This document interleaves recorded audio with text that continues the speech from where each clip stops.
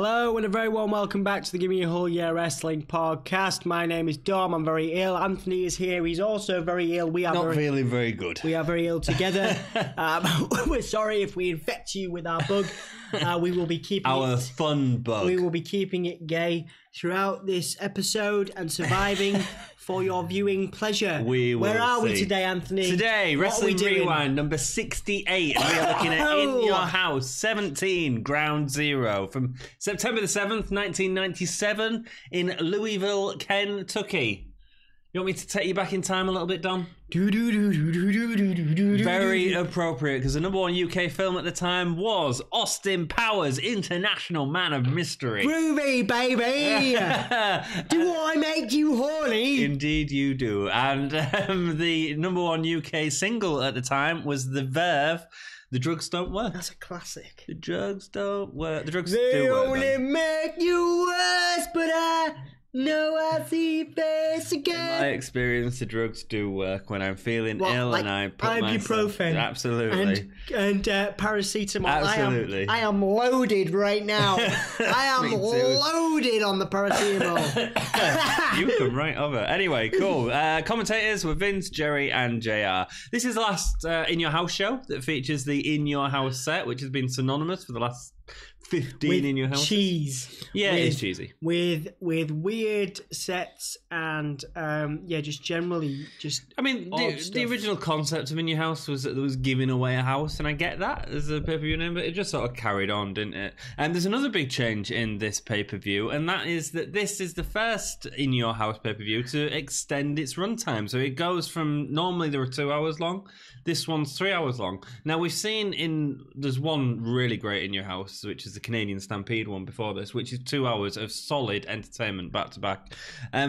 But 3 hours, it made sense for the company. So there was already, when they were filming the 2 hour shows, they were putting on dark matches before and after to give the audience something. But also, like, they could charge a little bit more to the people watching the pay-per-view. From a business standpoint, it works, yeah. Absolutely.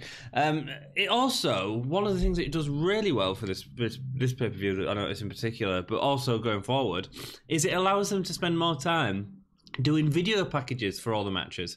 So we actually get some backstory for the matches, which is great. So you don't have to sort of go through and research it all as we have done. You actually get that shown. They have those really cool, SummerSlam was good, the really cool introductions, the kind of movie-esque, the kind of theatrical music, the dun, dun, dun, oh man, it's stuff big, like that. It's really cool. Big, yeah. Makes really heightens the drama and this kind of soap opera-esque, it does vibe that we've come to associate with pro wrestling. Does. Two wrestlers, one mat. This one starts off with a video package showing the hero, the villain. yeah. Oh, it's all grey. This one shows the video packages focusing on the boyhood dream of Shawn Michaels winning it all before losing his smile and costing Taker the title match. In doing this, he became a traitor to America. Obviously, we've got the American-Canadian thing still going on with the Hart Foundation. And instead of facing the consequences, Michaels doesn't do that. Instead, he hits Undertaker head-on with a chair several times. And the meet-up with these two legends was highly anticipated. I mean, both great workers. And this is the first of many wonderful matches between the two. It's a nice point, actually, in modern day. There's just been an interview with The Undertaker where he's commented on how much he disliked, and I use that phrase as the kindest way to phrase how The Undertaker would put it. He very much disliked Shawn Michaels as a person backstage, and he makes a very public comment on this in this interview. We got him later on, though. But in terms, it gets better over time, the relationship. Michaels was a bit all over the place anyway, wasn't he? The Undertaker, he says that in the ring, their chemistry could not be denied. And I don't think you can, because I think the main event is really good. But before we go into the main event, let's look at the rest of the card. Goldust with Molina versus Brian Pillman. Yep. An indecent proposal match. So the setup to this, Pillman has told Goldust that Dakota, his real-life daughter, his and Molina's real-life daughter, is actually Brian Pillman's daughter. Yeah. We see a video interview with Goldust, no makeup, Dustin Rhodes, basically. It feels real, it feels serious. It does. They're very good at this. Was a really, really... I'm not sure this storyline would fly today. I'm not sure it would work. They recycled it later on in a couple of years with Val Venus. So Dustin was quite open. I mean, I think the way it's told it won't work, but I think the concept of it is interesting. Yeah, I mean, it is from a drama perspective. It's the kind of thing you'd see on, Coronation Street, Jerry Springer at the time, would have been, Neighbours or whatever. I don't know. It's corny as all hell. The only soap opera I watch is Sports Entertainment and WWE, but yeah, it is an interesting gimmick, and but I think the WWE would be really under fire today if they were doing stuff like this next to Brian Pillman having a gun, to I agree to an extent, but I also think there is a place for it. Like if you had Velveteen Dream doing this to like Roderick Strong, I think there's no, I don't think. I honestly think that would, I think our generation, perhaps, yes, we would be more used to seeing stuff like that. Yeah. But certainly younger generations, mid to early 20s and downwards, would find it, I think, very offensive. But they've done it. Well, I get that. I get that it is offensive, and especially the end of this match is offensive. But in terms of the storyline, that sort of works. That I've slept with your wife thing. I think in terms of drama, exactly. That's what I'm saying. I think the way it's handled, I agree with you. What it is, and it reminds me, we're big fans. We've talked about in terms of his mic work, particularly how good Goldust can be in promos. Yeah. It's a testament to the kind of he was doing storylines like this. He was doing, he got electrocuted and had a speech impediment for about 10 years after, tagging with Booker T. Yeah, he's done some really dedicated stuff for this company. Yeah, absolutely. And the thing with Goldust, actually, bringing it back to him, is it reminds me a lot of his AEW match earlier this year with Cody Rhodes, and they brought in a lot of the sort of personal stuff there. And when Goldust wants to, he can really sort of go into that stuff to really make you feel for him and sympathise with him, as in the AEW show. Yeah, it's an incredible sports entertainer. So Pillman's put his career on the line. If he loses, he will leave the WWF forever, and if he wins, he will get Molina for 1 month. Nice. So. With WWE extending these pay-per-views, we get to see all that in video package, which is awesome. Pillman was really hated at this point. Goldust attacks him early on. He puts Pillman down with an inverted atomic drop and a clothesline. Pillman takes off his shirt and uses it to strangle him. A commentary start talking about the dress that he had to wear during the SummerSlam match. After the SummerSlam match, sorry. There's some good moves in this as well. Pillman gets off a nice missile drop kick and a few few other really good moves here, which kind of goes to show what we could have seen if Pillman hadn't sustained that, terrible injury, man. Yeah, as soon as the WWF got his work as an in-ring performer, obviously, he becomes known for his commentary, his promos, principally and primarily. But really, he was a great in-ring worker. It could be, and it's still, testament to him. He must have been working. I think there's a documentary somewhere, but he must have been working in so much pain at this time. Yeah, absolutely. And I think that this is definitely the best match I think we see out of Pillman as well. I think that is the thing. I think he's working against a lot of pain. Yes. Pain would stop most people. Yeah. Molina is Goldust drops Pillman's face first into the ring steps while he's chasing Molina. Molina is the proverbial good time had by all, we are told by Jerry Lawler. Yes, who is returning, as we found out this week, to Raw's commentary team. What a wonderful time to be anybody below 30 or 40 with Jerry Lawler's style of commentary returning. Yeah, we're certainly heading towards the attitude smuttiness, aren't we? Yeah. If he mentions puppies again, he won't be. He's going to get lynched. Goldust suplexes Pillman on the ramp before pulling his crotch into the ring post. He continues to work on the injured leg of Pillman, but when delivering a bulldog, Pillman pushes him off into the air. Good height from Goldust on that. As Pillman holds Goldie in a Boston Crab, he taunts Molina. Look at him now. Goldust impressively from the floor deadlifts him on his shoulders into an electric chair drop. After sending Pillman into the barricade, Molina delivers a slap. After Pillman misses a drop kick, Goldust goes to hit curtain call, but Pillman hits the ref in his face with his elbow on the way back, meaning he can't get the pin. Molina goes to hit Pillman with the purse, but he grabs it and uses it on Goldust before getting the pin. Cool, so Molina comes over to the body of Goldust, but Pillman forces her up the ramp, struggling with her. It's a little bit It's a little bit intense, talking about the angle. We, obviously, he bundles her into a car. You got Goldust chasing afterwards. He can't reach her. Yeah, it's good. Goldust as well, chasing after it, banging on the windows. It's cool. It feels real. I mean, when we say cool, we mean in an entertainment, yes, from a drama and soap opera-esque angle. Obviously, I don't think, like I say, this stuff wouldn't fly now, really. I think there's ways around it. It doesn't have to be as there's things that get aggressive. implied here. There's things that get implied here. Yeah. That are a little bit too much, I think. I get what you're saying. Jerry on commentary gets the handbag, which is Pillman's used to win the match, and takes out a brick. Really nice to actually see the gimmick. I mean, handbags have been used. Elizabeth was using them, back in the day, and they were like tiny little purses that probably had a couple of stones in. And here he is getting it out, getting the brick out. If Jerry Lawler might have even done us a favour and shown us his gimmick that he always had down his pants, but he doesn't. No, just a fist. Just a fistful of pubic hair. JR is selling that the baby doesn't have a mother for the next 30 days as Goldust trashes a dressing room. A lot better than the SummerSlam match, this one. Yep, we talked about this before. I think that the dress and everything was fine again from a sports entertainment angle, but I think this really excuse me, a testament to the sports entertainment ship of both, but also the on a wrestling match around it of both guys. They're both very good entertainers. They both understand. That's what it was entertaining. I enjoyed it. What's going to hype up a crowd, and their work ethic. Obviously, we go on to see years and years and years of how good Goldust can be. Just a shame, of course. This is the last pay-per-view of Brian Pillman. Yeah, that we don't see that from Pillman. It's a shame, really. So he was found dead in his hotel the day of Bad Blood, which is one of the pay-per-views coming up soon. He was scheduled in that to have a match with guess who? I don't know. Dude Love. Wow.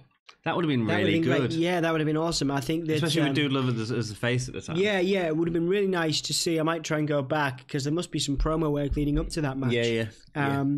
It'd be nice to see how those two interact. Pillman suffered with a heart attack. What a shame.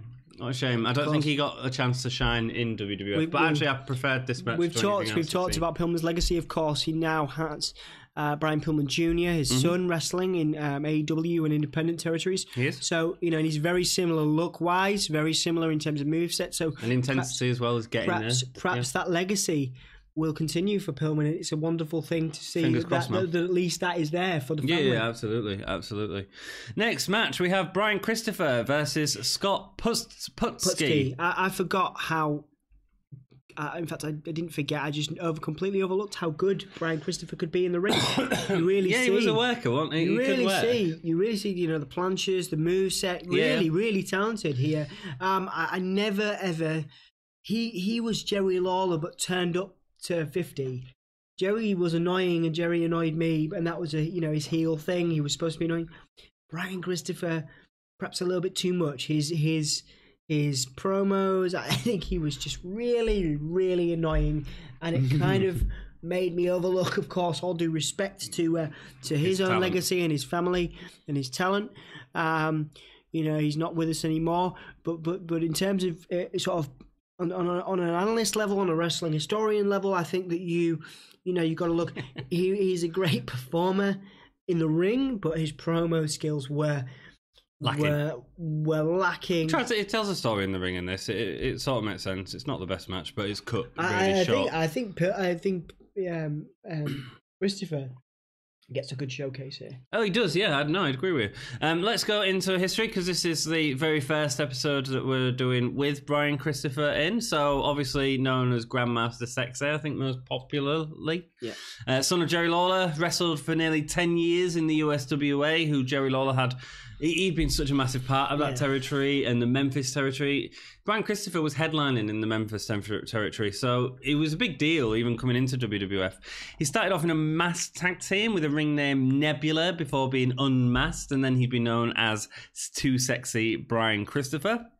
About a year after this pay-per-view that we're reviewing now, he started wrestling with Scott Too Hot Taylor for the tag team Too Much, which about a year after that, they changed the names to Scotty Too Hotty and Grandmaster Sexy, becoming Too Cool, which Rikishi would later join. And that became very iconic in itself. There were, man. There were the sort of the guys that you'd throw out to the crowd and give them a good shout, you know? They were like the modern day Enzo and Cass. Yeah, well, Enzo and Cass would be the modern day equivalent, but I actually think that Enzo and Cass have nothing on Brian, Christopher, and Scotty Too Hotty. In terms of ring, you're probably right. In terms of in ring and in terms of promo, you got to give Enzo some credit, but in terms of a duo that could sell and could make people look good, and also have, you know, as they weren't the biggest dudes. No. But they could really go.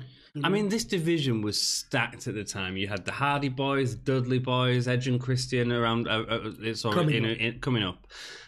So they never really got a chance to be at the top. There was always in contention occasionally. Did they have a title run? They had one title run. Yeah. They did have one title run as a tag team.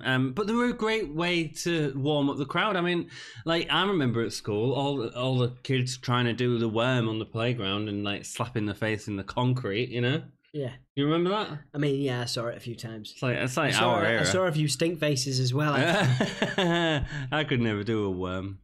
Did you do a stink face? I could do a slug. He was released from WWF for trying to smuggle drugs across the Canadian border. Would later join TNA, forming a group called Next Generation with David Flair, which is obviously Ric Flair's son before he passed away, and Eric Watts was Bill Watts' son. He made sporadic appearances with WWF.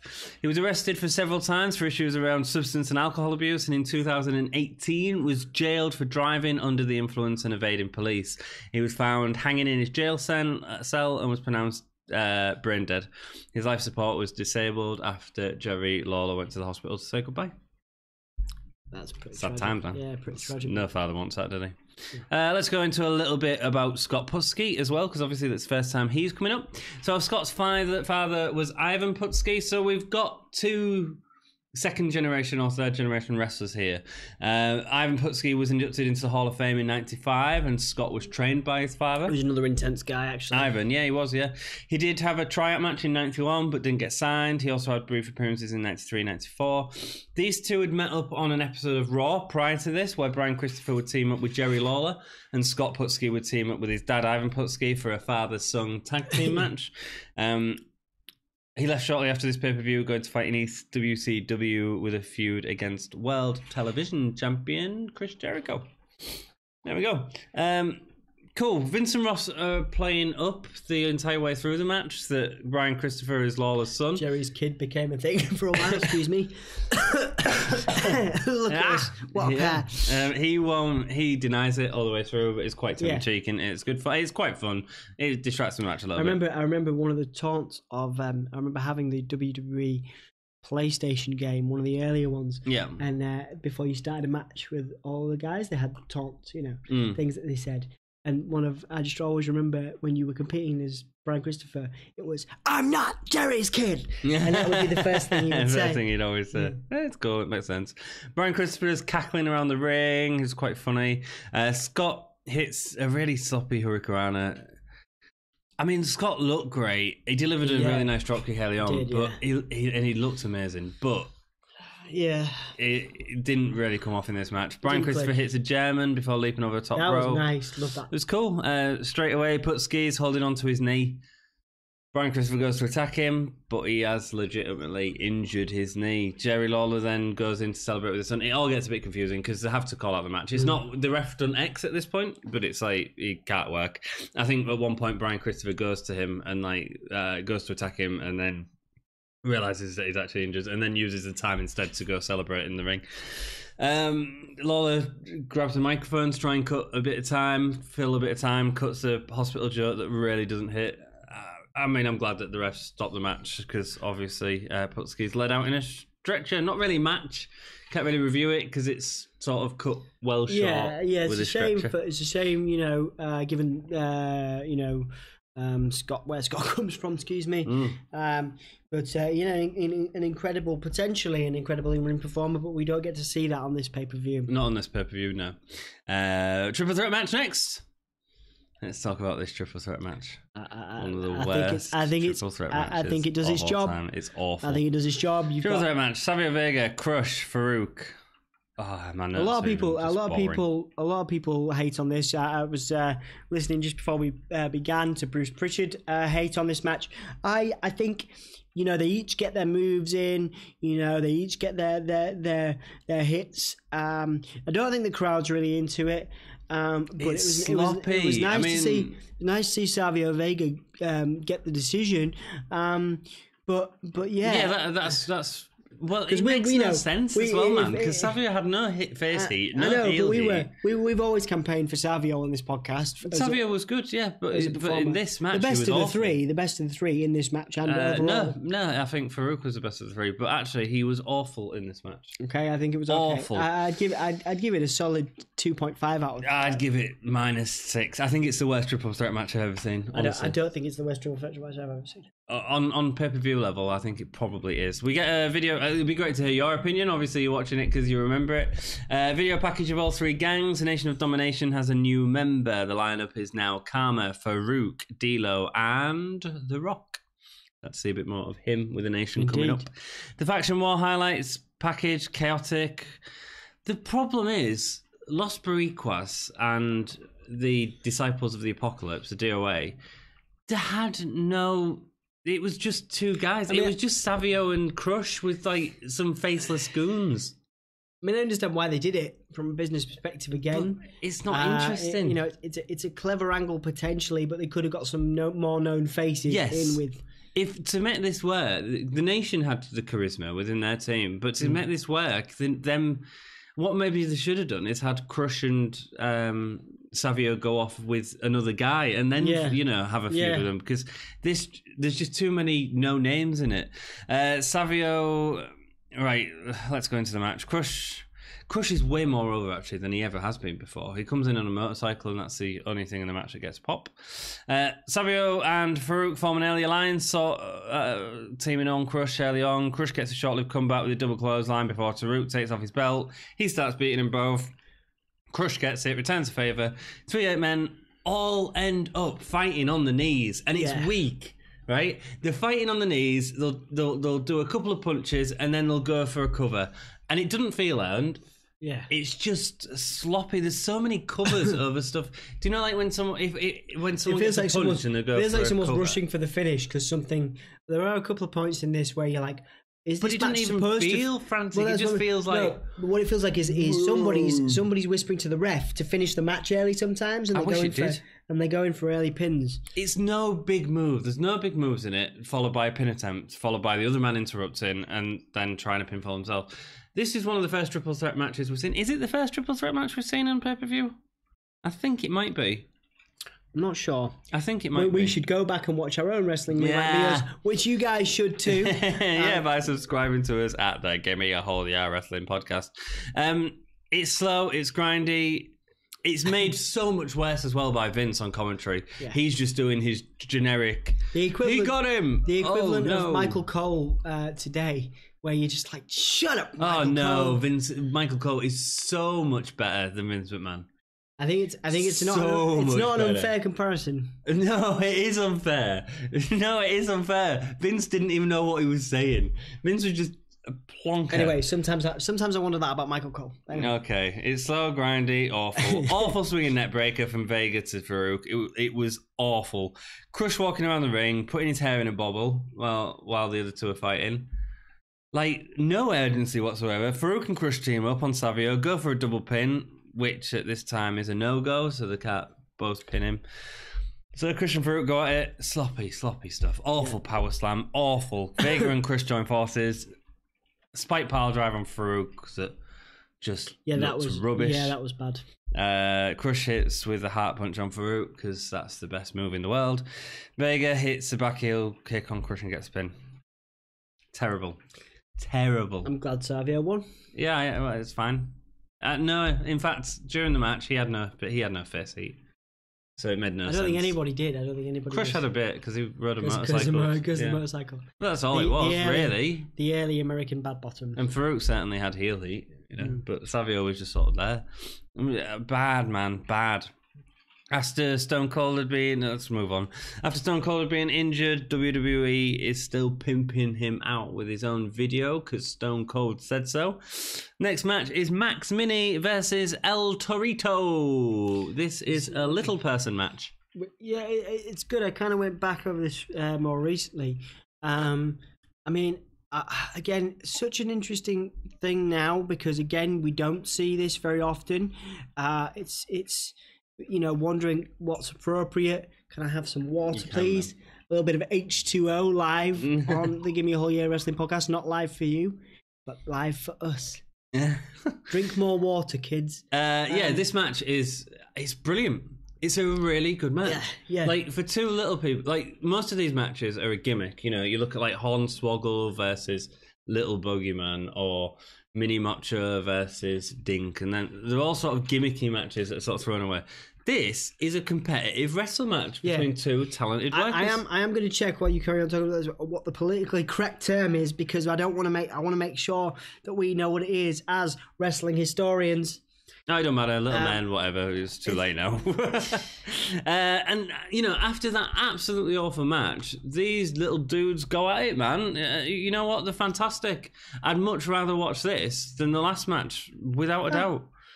Okay. Little person. Why did you think I was doing it wrong? Or a person of short stature. Yeah, that's fine. Cool. Yeah, absolutely. There you go. Continue. Thanks. I'm glad that we don't have to go and refilm all this. They're athletes, man. Max Mini, awesome hurricanranas all the way through the match. A brilliant springboard reversal headlock takedown. Dive over the top rope. I mean, these are serious. This is serious guys. El Torito does a really good job of healing. He does, man. He's like, sort of with a bull ring and sort of going around. He's the powerhouse. He feels like the powerhouse of the little people world, and that's great. El Torito with a bit to the back of the head. Slows down the face when Max Mini gets back into it with a wrist lock. El Torito is flying, trying to reverse it before the bite to the buttocks. It's such a Vince, go out and do it, or Bruce, or whoever it was. Yeah. Go out and do this spot. I mean, it's silly. And it's stupid, and it shouldn't have been in the match. No. But... they continue to do this for years. They continue to do this for years as well. I know they do. It's still present. It's still present when Hornswoggle's about, Yeah, I mean, I get it, but it doesn't need to happen. And actually, but you forget about it because the match is really as good. much as we say, of course, that Vince is to blame for these things, and of course, it's his idea. Possibly, these performers are going out and performing these acts. Yeah, man. So but at the same time, it does feel a little silly, which is a shame because the two, and we of course see for years and years how incredible these athletes of short stature can be in the ring. I think this is one of the best little people matches I've ever seen. I haven't seen many, but this is certainly one of the best. It's going to be more of a thing as we hit the Attitude Era and beyond for a while. Yeah, but they were all sort of gimmicky. So this is actually a wrestling match. It's good. Max Mini ends up complaining at the ref for letting the biting happen with a kick to the shin before biting the ref's backside. Max Mini sits on Lawler's knee and puts on Lawler's crowd. The crowd start chanting Jerry's Kid, again bringing that back in, as well as Vince saying, "Is that Jerry's Kid?" which gets a real wins from Jerry. It's funny. El Torito uses his largest size, starts headbutting Max Mini like a bull. Max with a hurricanrana, Torito with a massive powerbomb for such a little dude. Clothesline turns Max Mini inside out. Max Mini, he really goes on that like babyface on this match. It's great. Max Mini does these wicked little spins around the top of El Torito's head before an arm drag snap at the end. Springboard moonsault off the apron to the outside. His ace from Max Mini. A top rope head scissor takedown from Max. Yeah. Great. Sunset flip gets Max Mini the win. Yeah. A great match by both men. Fantastic.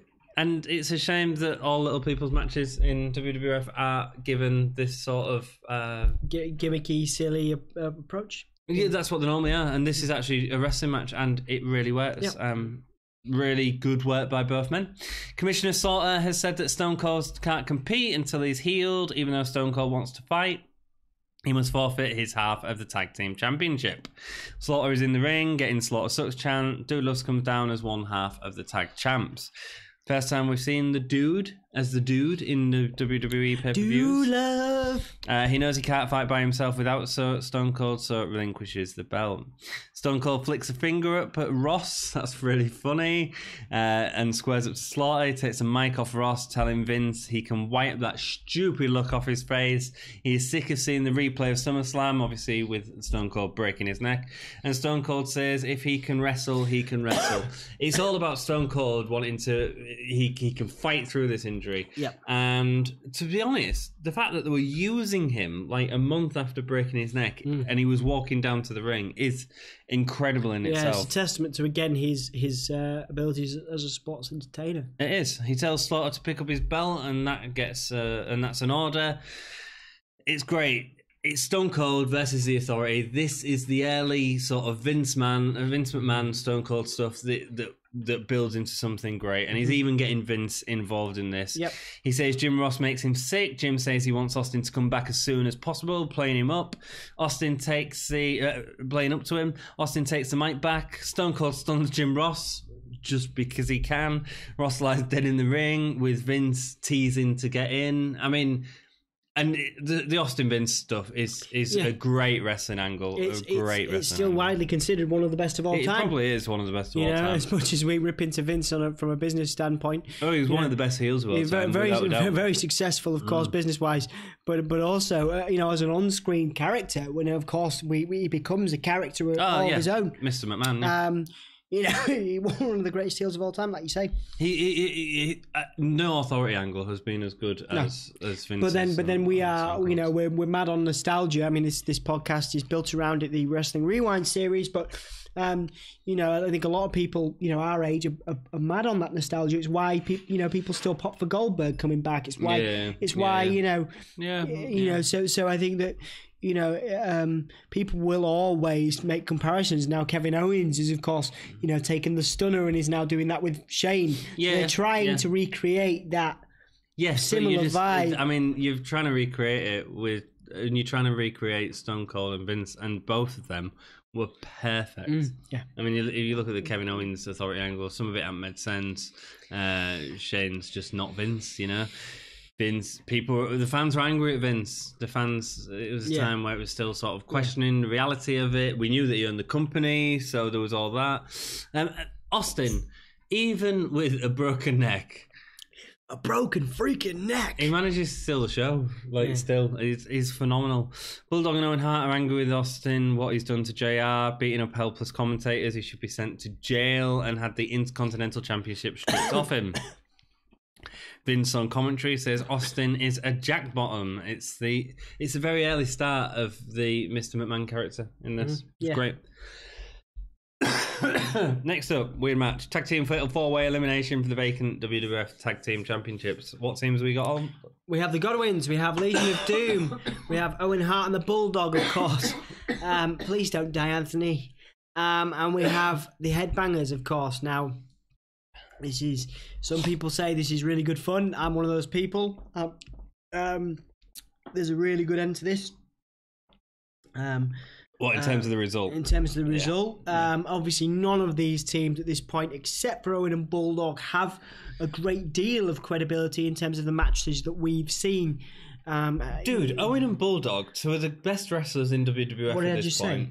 What did you say? And they don't even use them in this match. Yeah, okay. It's stupid. Yeah, okay. Instead, you're like, we'll put these other three like Legion of Doom were good. They still sort of had the facing, but they weren't necessarily as good as it was 5-10 years ago. And as much Godwins were rubbish. Headbanger, they were still very green. As much as we love them, as much as we kind of we grew up loving the Headbangers and everything. They kind of represented at the time in terms of their gimmick. They weren't the alternative scene. They weren't the best. They weren't the best in ring performers. No. Obviously, it's an iconic finish. Because they win the title. Yeah, with a lot of help. Yes. The Headbangers say that they've been partying with Marilyn Manson at the MTV Music Awards, but tonight they will leave with the championship. Obviously, alternative culture at that time is being a big thing, and here are two characters that are representing that. Still should have crowd surf the way to the ring on the entrance. Yeah, there's actually there was a clip of them doing that in the video as well. Like they crowd surf in their video, so we know it's possible. It's definitely possible. They were actually the late entries into the match, with Austin and Dude Love having to pull out.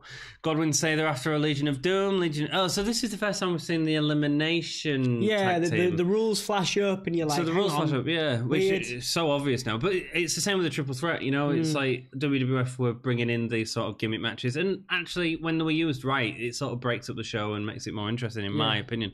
I quite like an elimination tag team match. I just think that this is not done very well. No. Godwin say they're after Legion of Doom. Legion of Doom say it's 6 years since they won the tag team championships, but tonight, if they'll win it, the Godwins bring the bucket. They'll do inaudible things to that bucket and them. They're so like they feel a bit out of place here, don't they? Because they're so like they've still got that 80s shouty thing going on. Yeah. Starts off with Thrasher and Henry. Thrasher tags Phineas, leaving the Godwins to great confusion. Phineas and I think everyone.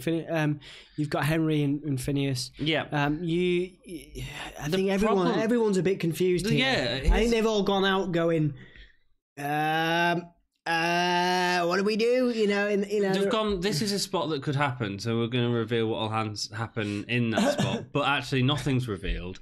Instead, all it does is, as an audience member, we've got to get used to this new match type. And we know what it is now, but back then you might not have done. We've got to get used to this new match type, and here is something happening that makes no sense straight away. Like, at least have a few matches where you sort of establish the rules of it, before doing that. But they don't just do it as a first tag. It leads to nothing. Suddenly, Mosh just gets in instead of Phineas, so it's not even played well. It's just rubbish. Yeah, it's very confusing for us, and I can only imagine how confusing it was for people in the arena. Yeah, it's so slow, man. And there's no reason for it. You had Owen and Bulldog on the side, and they don't even get in. Even Legion of Doom can't make it exciting. Bulldog gets in the league, gets in eventually, leads to an uninspired arm lockup, which is just poor from Bulldog even. Henry lifts Owen for a large gorilla press slam. Owen was jumping around the ring when Owen was in. Phineas goes for a second rope axe handle, but lands into the boot of Animal in slow motion. It didn't look real at all. The Godwins bring in the bucket, but Legion of Doom grab it and use it against them. This gets them disqualified. They should really know better. They should really know better by now. Headbangers. I understand why it actually looked pretty cool as well. I love stuff like that where the bucket's clearly not a proper bucket, but it looks like it, when it dents, it looks really cool. Yeah, it's just a real thin metal. So that leaves you with the Godwins and Owen and Bulldog versus the Headbangers. I feel like this was a perfect opportunity to have the Headbangers go really face and try and overcome the two heels, but they don't really do it. Headbangers hit the double team slam from the turnbuckle on Phineas. Mosh gets a sunset flip on Phineas, and Thrasher keeps Henry off for the pin. Owen, the freshman, comes in. He's hardly been in the match. Starts beating up Mosh and Thrasher. Bulldog has the power with his delayed suplex, as it looks like the Headbangers have no chance. Owen and Bulldog have the heel tag team moves down to pat with nice ref distractions. Really clever in-ring stuff. Bulldog and Thrasher go at it. I think it was supposed to be a double clothesline, but it's so botched, man. Owen accidentally back heel kicks Bulldog as the Headbangers go for a double team move. But Bulldog moves the rope, sending Thrasher to the floor as Owen locks in the sharpshooter. The crowd absolutely erupts. It's going to be the end of the match. Austin comes in and delivers a stunner to Owen, and the Headbangers get the pin for the win. Yep. It's an awful match. I mean, in terms of work, in terms of work, it's not great. Obviously, there's some good moments in there. Obviously, I think Headbangers will look at this as a highlight of their career. I think that it was very iconic and I think it works really well in story in terms of Austin, the feud he's having with the Hart Foundation. It keeps him fresh. But don't forget, he's still got a broken neck, man. I mean, it's not going to pay off immediately, is it? No. But he does. He comes back so soon. Good time to sell the new Austin VHS as well. Yeah. Because, can't have a show without Austin. JR is backstage with Slaughter saying it shouldn't have happened. But this sort of thing shouldn't be happening in the workplace. If this continues happening, JR will leave and Vince needs to do something. Next match. WWF Heavyweight Championship match. We're getting into two good matches here. Mm-hmm. Bret Hart versus the Patriot. We're going to talk a little bit about the Patriot, Del Wilkes. Incredible physique. Yes. Decent move set. Yes. Comes across very well here, all in all, I think. He did, yeah. And absolutely. they have, it's very... Obviously, we talk about Bret Hart's ability to have good matches, but he does need... Bret's so he good. He needs someone on the other side to give him something to work with. And this guy does. I mean, look, does. So his background, he started out as a footballer. After successful college football, he was not able to make it onto the NFL, though. It was quite a big deal for him at the time. He started wrestling in AWA in '88 as the Trooper, a police gimmick which would see him issue tickets after defeating opponents. Had a brief stint in WWF in 91 to 93, but this ended when he went to All Japan, really developing the Patriot gimmick there. He was PWI's most inspiring wrestler of the year in 91, and he was in the 55 top single wrestlers in that year. So a highly respected guy. I can see that. Yeah, I can see how that would happen for him as well. Then he went on to WCW, where he formed a tag team with Buff Bagwell called Stars and Stripes and passed the titles back and forth with Paul Orndorff and Paul Roma. Then Pretty Wonderful and eventually Harlem Heat, they'd have feuds with them. This return to WWF, although he was in the main event, was very short. I mean, he's gone straight into the WWF in the main event. Yeah, I think he very much fits that mold for Vince, though, doesn't he? I can understand why. It's awfully gimmicky. It's awfully. Yeah. It's out of place in terms of. It's a lot better than Mr. America years later. Yeah. Yeah. But he's good, man. He's a good wrestler. He was released early '98 after he tears his bicep at Bad Blood, which forced early retirement on him. Had lots of issues with steroid and cocaine, continued with him ending in prison for 9 months in 2002. A little bit of history about the dude there before we talk about him. Cool. Yep. Interesting guy. Before the match starts, I show some footage from All Japan and how he wore the Stars and Stripes across there. Nice to build the gimmick as well. Absolutely, because we don't know him enough. Yeah, good work on these video packages, like you said. And he's straight into the main event. Yeah. He isn't going to try to change Bret's mind about America, but won't let him continue attacking the States.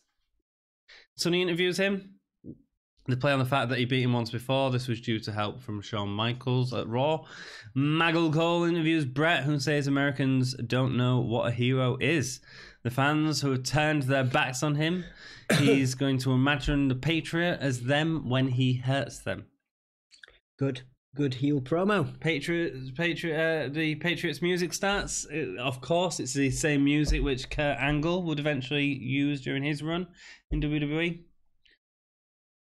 Quite nicely done, I think. Yeah, it was nice. It was weird to hear it. I don't really. They very rarely do. Does that work out? But I think this is one of the examples where it does. Well, if you look back at Hulk Hogan's theme was originally Strike Forces, wasn't it? Yeah, Randy Orton had what became CM Punk's. Did he? Yeah, it happens a lot in wrestling. The Bret methodically beats down the Patriot early on. You could tell he was pacing himself. The Patriots comes out with a decent dropkick and clothesline. Hart starts working over Patriot's leg. Bret was so solid in this type of situation, man. The Patriot could sell. It just the problem with the Patriot is it didn't have the level of attitude that the area the company was going into. There was a few gimmick issues in terms of obviously great for the fans and great for. It might have worked a bit more if they built up the Patriot, left him a little bit longer. He doesn't really have any character, does he? And that's the problem. I think I think one thing that's remained constant in sports entertainment and wrestling is the desire for characters. You wouldn't think in 2019 a guy in a creepy clown mask, who runs a children's television show could be the head of the company because it's 2019 and we're in an era where real life is championed. Characters like Cena that represent the working man now in the same way that Stone Cold did. At this point, military. But it is characters are the characters, and that's why the Undertaker still works, yeah. British Bulldog comes down as a crowd chant for Austin. Hart and Patriot carry on though without interference from Bulldog. It's a bit weird that he come down so early.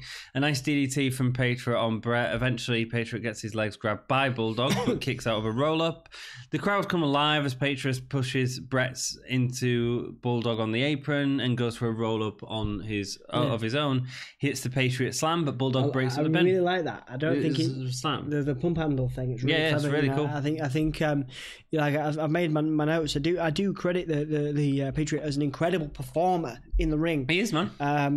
Who doesn't get his due. Very similar to, say, how Shelton Benjamin or those types of characters who are really good physique and really great in-ring performers, but just not necessarily, that character work, like we said, just isn't there for them. Well, he was put in the main event, and it worked for the anti-American stuff that Bret was doing. Vader comes in to help out Bulldog, to help neutralize Bulldog, as he also Irish whips Bret into the ring steps. Bret begs the ref for a DQ. The Patriot hits his Patriot missile, a diving shoulder off the top rope. A nice inverted atomic drop, holding onto a belly-to-back suplex on Hart, which is really nice transition. Hart leg trips the Patriot on the second rope. The Patriot hits the slam again, but the ref had caught an elbow and is too slow to count. The Patriot locks in the sharpshooter, but Bret reverses it into his own to get the win. Hart, man, such a workhorse. Yeah. This was a decent match. He's so much better as a heel. Yeah, he is. So much better as a heel. It was a normal, decent Bret Hart match. Yeah, probably quite an unpopular opinion, really, in wrestling law. But probably is. I think he's much better as a heel. Much more interesting. Well, he is. But then, if you look back at the 80s Bret Hart heel when he was in Hart Foundation, I don't think that was as interesting as this. Yeah. This is really good. But he's developed so much as a performer. Bret continues the beatdown with a pile driver before breaking the American flag and using it to choke the Patriot. That was good. Again, really, really good heel work there.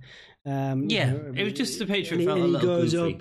He goes up the ramp and he's having a go at the fans and he's playing that. He's playing up to that sort of villain character. If you could swap out the Patriot for one person in this match, who would you swap him out for? This time? I don't think the Patriot should have been in this match at this time. I think it should have been someone else. At this time? At this pay-per-view, yeah.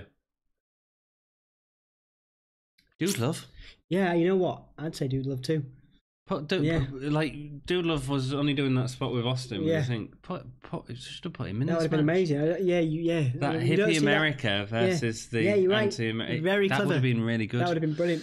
That'd be be a good poll for Twitter. I think Bret Hart and Mick Foley only ever had one match as well, which was on Shotgun Saturday Night or something. Excuse me, I can't remember how. Yeah, I can't remember that. But that would have been great, I think. Anyway, shame. Michael Cole interviews Bret. Bret says America should get used to the fact that they are all losers. The only winners are Canada, and at least the UK respects proper wrestlers, says Bret in response to Bulldog being on his side. Good, great, anti-heel stuff. Mm-hmm. Main event. Before I go into the main event, if you're enjoying the podcast, we're struggling to it today. We're like I say, we normally have more energy. Go watch the next video. We do apologise. No, we wanted to be here for you because we've not done a video in a while. Yeah. We do love doing this channel for you. So please give us a like and comment and subscribe. Yeah, if you want to support us, you can buy some merch from Redbubble, like these cups or that T-shirt, for example. We do have a Patreon. If you can spare a couple of pennies or quids in the UK or dollars wherever you are, if you're in the US, if you can spare some, please do. If you like what we're doing, we have a Twitter, we have a Facebook, we have an Instagram, /Gimme a whole yeah. Please don't die. All right, let's go on. So should we be ready to go on the minute? Yeah. So you said people do stuff for us. Yeah. Help us. Just write a comment down below. That really helps. Like us. Hi. Makes me feel good. You sound condescending. That stuff really matters. I get really bored of saying it though. It really does matter because it gives our channel exposure to people. So it really does. The more exposure we have, the better, of course, we feel. And I get so bored of saying it. Well, every podcast I end up saying it. You've done it today, but you've done a really good job of it. But I feel it's so boring. We do have to, and we appreciate your time. Thank you very much for keeping it gay with us and being patient with us today as we cough on the podcast. It's a pleasure to do. We have one more match to go. Shawn Michaels versus The Undertaker. I heard these two had good chemistry, put on some okay matches later on in their careers. Yeah, perhaps. I think the Undertaker Shawn Michaels retirement matches, or even the first match, is arguably one of the best matches of all time. Yeah. Both of them are. These guys, wonderful chemistry, and we get to see a lot of that here. We're also seeing a bit of DX stuff as well for Shawn Michaels, which is quite interesting because we're moving into that era as well. We see the video package from the start. Hunter started helping Michaels during his feud with Taker. Also, Taker started speaking a lot more without Paul Bearer. He's not just saying rest in peace, he's now saying a little bit before it as well. We get an interview with Michaels, cocky heel Michaels, who's too jacked up to rest in peace. The legend of The Undertaker is going to rest in peace tonight. Michaels' music plays, but he doesn't even bother to come out for ages. It's a bit awkward and a bit weird, but I quite like it because it shows that he's above going out. A member of the crowd even throws the lettuce at him. He was so divisive. Yeah. Divisive. Well, he split opinion, didn't he? Absolutely, man. I mean, you still had all the women loving him because he's an attractive young man. Yes. But also, dudes like grew up like wanting him not to lose his smile and stuff. So you still got a lot of cheers, but also a lot of boos. The pyro, when he goes to do his pose, it's really slow taking off and he looks upset about it. And the thunder signals the Undertaker's entrance, which goes on forever. Michaels pushes the ref into Taker early on. Lot of ref bumps in this match, so bear with us. Lots of underhanded tactics. I've got loads of notes on this because there's so much that's happened in terms of story. Hunters, blah, blah, blah. Michaels pushes the ref into Taker, but Taker knocks him out. Just punches straight away. Choosing to go after Michaels instead. Michaels tries to escape, but Slaughter comes out. Yeah, he goes up the ramp and he's like, no. Yeah, and then Slaughter comes out and says, no, get back in. As he's approaching the ring, Taker picks up the ref that he's knocked out and throws him over the top rope at Michaels. Really fun start to the match, man. So Taker meets Michaels at the In Your House set, delivers a massive press slam to the steel outside the steps. It's good. They also sort of fight in the flower pots. Yeah. I wanted him to trash that house, man. If this was the last time they were using it, put him through a window. Like the barbershop reference again, you know? If we were booking it, I think that would be really good to do. You would. But I think that, like I say, maybe they'd spent a lot of money on it, although it doesn't look like it. No, they were just spinning it anyway, banning it. But I mean, like, you should have put him through the window. Definitely. Because it would have recalled back that barbershop, you know? Yeah, it would have been nice. So infamous. There's a punch that Undertaker does at the top of the ramp. Michaels, falls down the ramp all the way down, massively overselling. Very clever. And that's why Michaels and Undertaker works, because he oversells Undertaker to the point where you believe that the Undertaker is something spectacular. Something more than human, And that's what makes it great to watch, I think. Taker continues beating him at ringside on the steps and barricade before putting him in the ring, delivering a clothesline. That looked really heavy. You could tell there was a bit of disdain between the two. After an awesome oversell on the Irish whips, which sends him to the outside, he begs the new ref, who's come down, to disqualify the Taker. With Taker distracted by the ref, Michaels goes for a shoulder block and Taker's knee as the ring bell sounds. All of that before the ring bell, and it's good fun. It serves to kind of add to the feud. There's animosity there.